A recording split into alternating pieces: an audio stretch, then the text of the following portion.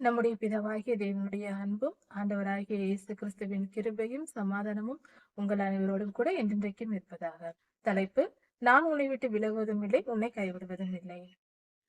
யாத்திராகமம் 30ஆம் அதிகாரம், மத்தேயு 6ஆம் அதிகாரம் 10ஆம் வசனம்.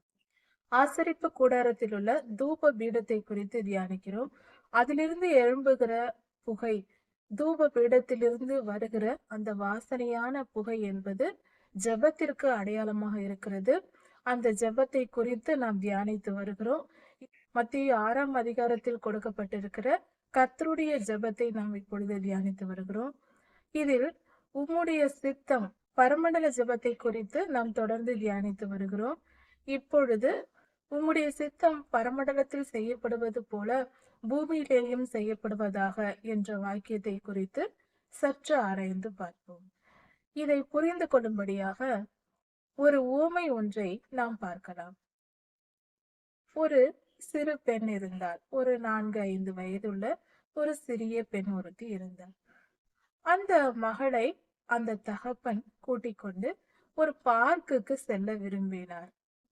அப்படி செல்லும் போது அந்த சிறு பிள்ளையை கை பிடித்து கொண்டு ரோடில் அழைத்து நடந்து செல்கிறார்கள். நடந்து போய் கொண்டிருக்கிறார்.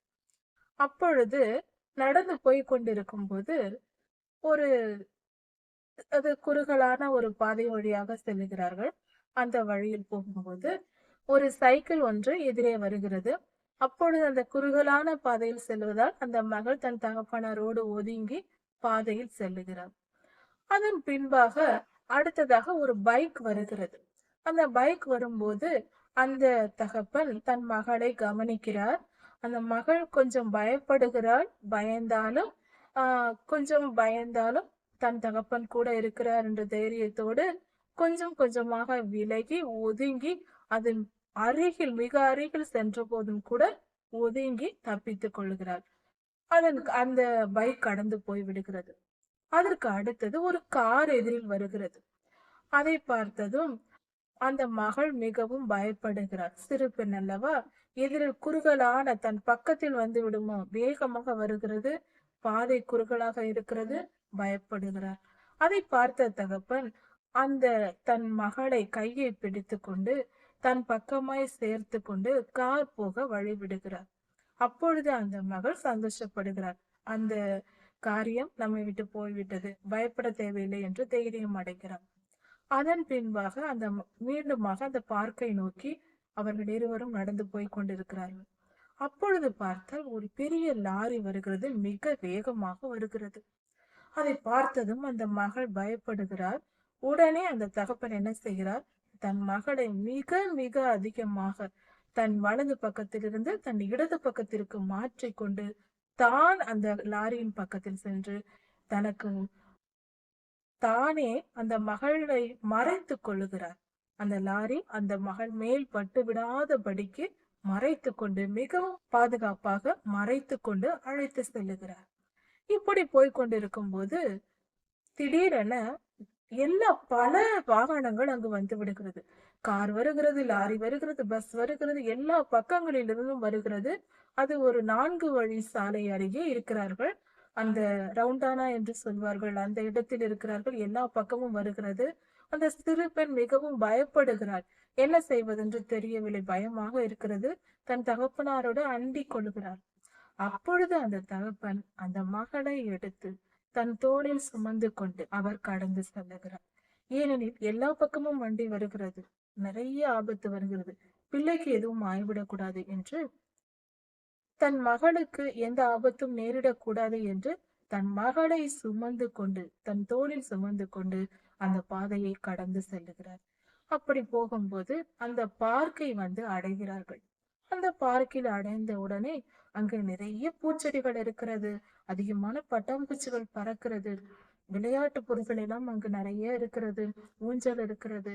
அந்த இடத்தை பார்த்ததும் மகளுக்கு சந்தோஷம், அந்த தகப்பனாருக்கும் சந்தோஷம்.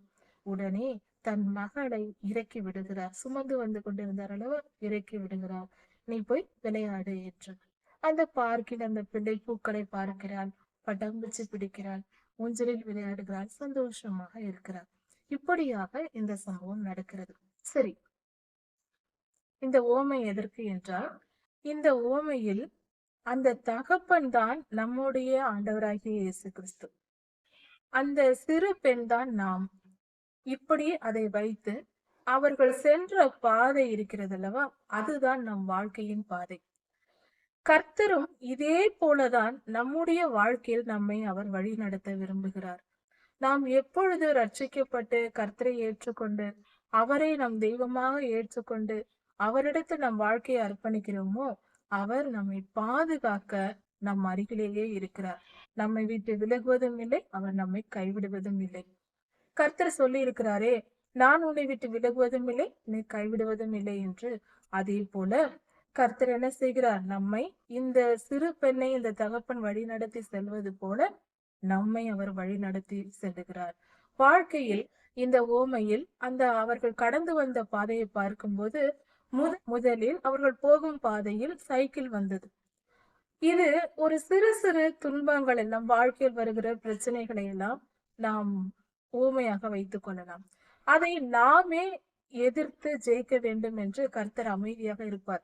நாமே அதோடு போராடி நாம் கற்றுக்கொள்ள வேண்டும், யுத்தத்தை கற்க வேண்டும், துன்பங்களை மேற்கொள்ள கற்றுக்கொள்ள வேண்டும். சகிப்பு, பொறுத்து கொள்ளுதல், நம்மை பாதுகாத்துக் கொள்ளுதல், பாவத்தை விட்டு விலகுதல், அந்த பாவ வலையில் விழாதபடிக்கு நம்மை நாம் காத்து கொள்ள வேண்டும் என்று நமக்கு முழு சுதந்திரம் கொடுத்து, அவர் உடனே வந்து நம்மை தூக்கி விட மாட்டார்.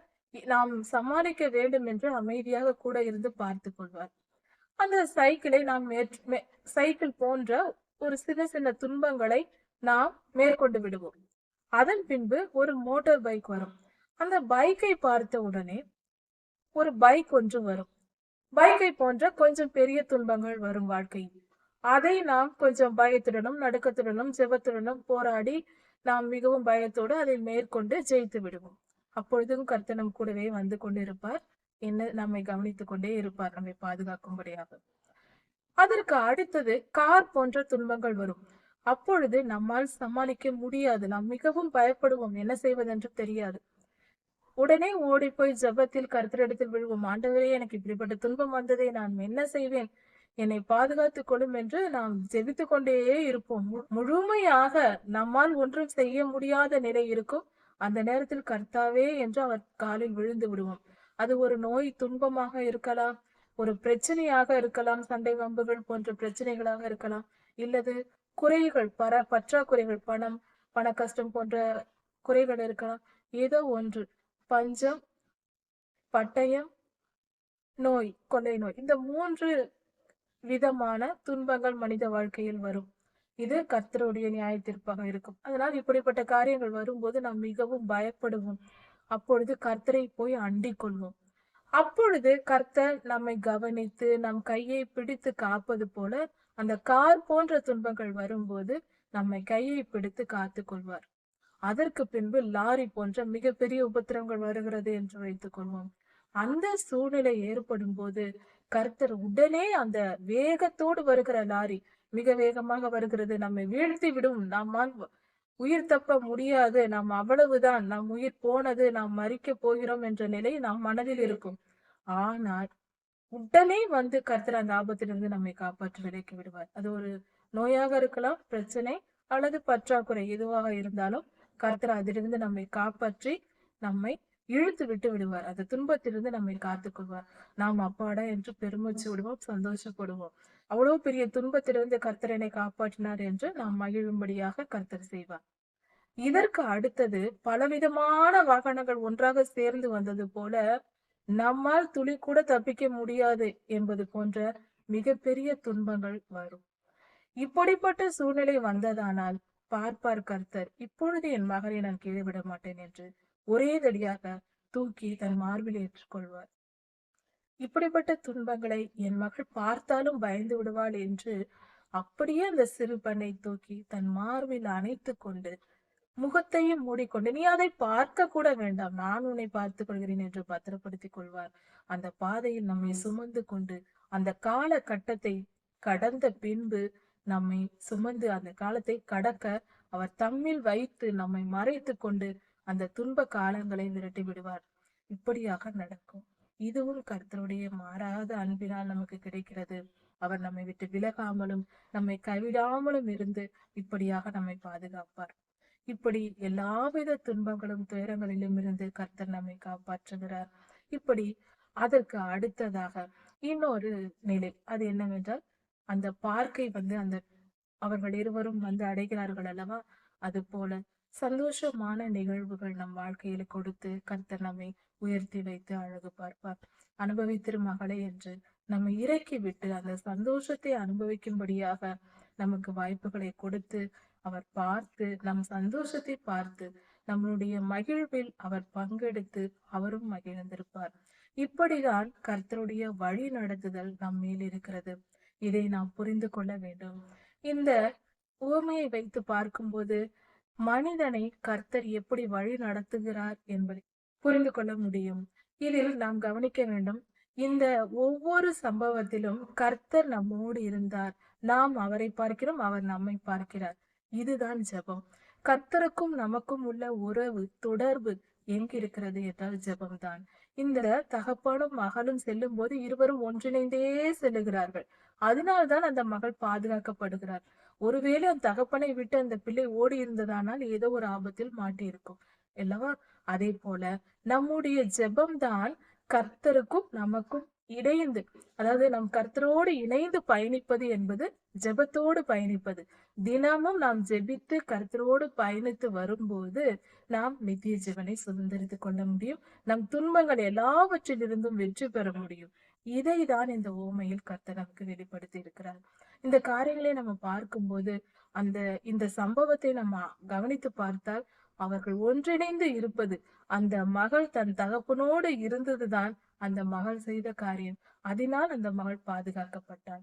அதே போல நாமும் கர்த்தரோடு இணைந்திருந்து நம் வாழ்க்கையில் வருகிற துன்பங்கள், துயரங்கள், பாடுகள், பிரச்சனைகள் சிறியதோ பெரியதோ அது எப்படி வந்தாலும் அவரை பார்த்து பார்த்து அவரிடம் கேட்டு கேட்டு இதை நான் எப்படி மேற்கொள்ள வேண்டும் என்று தெரிந்து கொண்டு அவரை அண்டிக் கொண்டு அவர் சமூகத்தில் காத்திருந்து அவரோடு இணைந்திருந்து, அப்படி என்றால் ஜெபித்து வேதத்தை தியானித்து, அதாவது ஜெபம் என்பது வேறு, வேத தியானம் என்பது வேறு அல்ல. ஜெபத்தின் ஒரு பகுதி தான் வேத தியானம், வேத தியானத்தின் ஒரு பகுதி தான் ஜெபம் என்று சொல்லலாம். இரண்டும் ஒன்றுதான். ஏனென்றால் ஜெபிக்கும் போது நம்முடைய இதயத்தில் உள்ளதை கர்த்தரிடத்தில் சொல்லுகிறோம். வேதம் வாசிக்கும் போது கர்த்தர் நமக்கு சொல்வதை நாம் கேட்டுக்கொள்கிறோம். அதனால் இது இரண்டும் இணைத்தால்தான் அது ஒரு முழுமையான ஜெபமாக இருக்கும். ஒரு முழுமையான ஜெபம் என்பது வேத வாசிப்போடு சேர்ந்து இருக்க வேண்டும். வெறும் நம்முடைய விண்ணப்பத்தை மட்டும் தெரிவிப்பது ஒரு முழுமையான ஜெபமாக இருக்க முடியாது அல்லவா. அது நாமே யோசித்து பார்த்தா நமக்கு புரியும். நாம் தேவையானதை மட்டும் கேட்டுவிட்டு வந்து விட்டால் கர்த்தரிடத்தில் என்ன பதில் வருகிறது என்று தெரிய வேண்டும் அல்லவா. அதுதான் வேத வசனம். வேத வசனத்தை தியானித்து நாம் அந்த தேவ சித்தத்தை அறிந்து கொண்டு நாம் ஜெபித்தால்தான் அந்த ஜெபம் முழுமையானதாக, ஒரு பூரணப்பட்டதாக இருக்கும். அதாவது முழுமையாய் சமைக்கப்பட்ட உணவாக இருக்கும். நாம் உணவு சாப்பிட வேண்டும் என்றால் முழுமையாய் சமைக்கப்பட்ட ஒரு உணவை நாம் சாப்பிட விரும்புவோம். சமைத்து கொண்டிருக்கும் போது பாதியில் போய் எடுத்துக்கொண்டு வந்து நாம் சாப்பிட்டால் அந்த உணவு ருசியுள்ளதாகவும் இருக்காது, அது நமக்கு நன்மை செய்யக்கூடியதாக ஜீரணமாக கூடியதாகவும் இருக்காது. அது கெடுதலை விளைவிக்கும், நமக்கு நோயை கொண்டு வந்து விடும். அது போல சரியாக முழுமையான ஜெபத்தை நாம் செய்ய வேண்டும். இதை நாம் புரிந்து கொண்டு நாம் நடந்து கொள்ள வேண்டும். பரமண்டலங்களிலே உம்முடைய சித்தம் செய்யப்படுவது போல பூமியிலேயும் செய்யப்படுவதாக என்ற இந்த ஜெபத்தை குறித்து இன்னும் ஆழமாக அதிகமாக நாம் தியானிக்க வேண்டும். இதன் தொடர்ச்சியை அடுத்த செய்தியில் பார்க்கலாம். கர்த்தர் உங்களை ஆசீர்வதிப்பாராக. மாரநாதா.